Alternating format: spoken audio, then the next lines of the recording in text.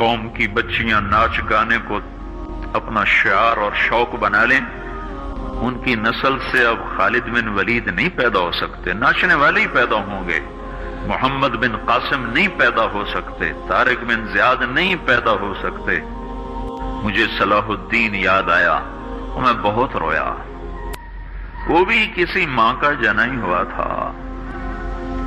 اس کے زمانے میں کرک، ایک ہمارے پاکستان میں کرک ہے، ایک اردن میں کرک ہے، اونچی پہاڑی پر وہ شہر ہے، بڑا دشوار قلعہ ہے۔ اس پر ایک حکمران تھا عیسائی، اس کا نام تھا ریجنالڈ۔ تو کرک کے قریب سے قافلے گزرتے تھے حج کے، تو اس نے ایک دفعہ حاجیوں کے قافلے پہ حملہ کیا اور کہنے لگا بلاؤ اپنے محمد کو تمہاری مدد کرے، اور سارے حاجیوں کو تعطیق کر دیا۔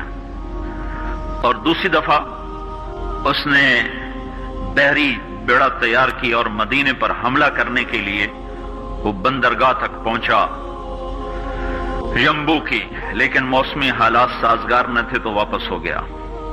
تو حطین کی لڑائی ہوئی ہے فلسطین میں، جس میں سارا یورپ اپنی طاقت کے ساتھ میدان میں اترا تھا، اور اذا تنہا صلاح الدین ایوبی رحمت اللہ علیہ اکیلا اس لشکر سے ٹکرایا تھا، اور انہیں اس میں ساری رومن امپائر کو شکست ہوئی تھی، تو بڑے بڑے بادشاہ اس میں گرفتار ہوئے، تو اس میں ریجنالڈ بھی گرفتار ہو کے آیا۔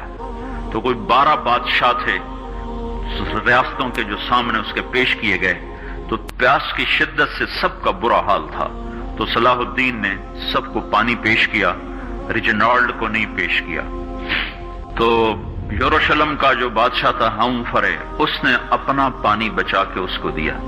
تو صلاح الدین نے کہا یہ پانی تو دے رہا ہے، میں نہیں دے رہا ہوں۔ اسلام میں یہ ہے جب کسی کو پانی پلا دو تو اس پہ تم ہاتھ نہیں اٹھا سکتے، یہ امن کی نشانی ہے۔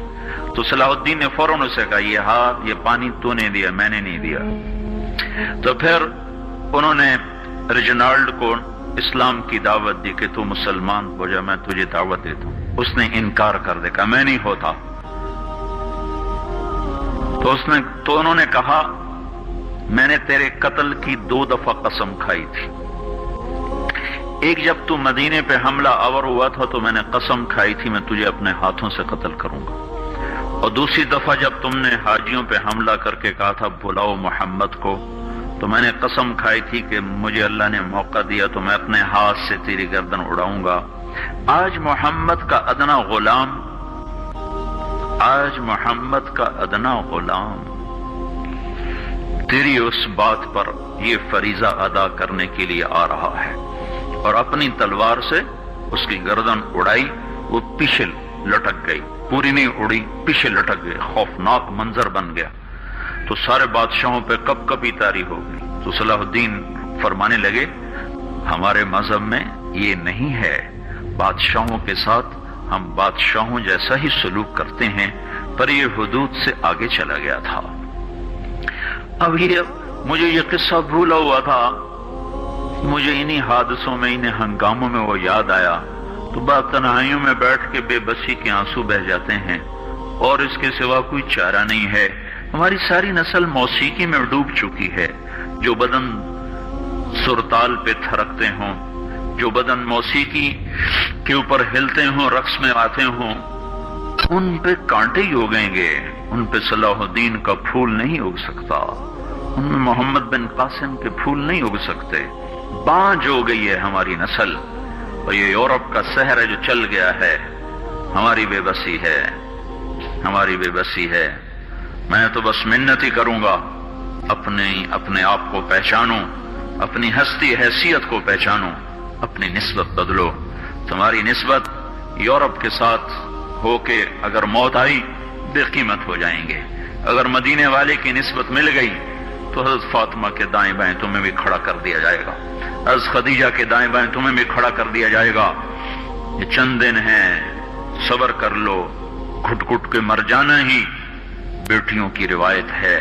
مشرق کی بیٹی، اس نے گھٹ گھٹ کے مرنا ہی سیکھا ہے۔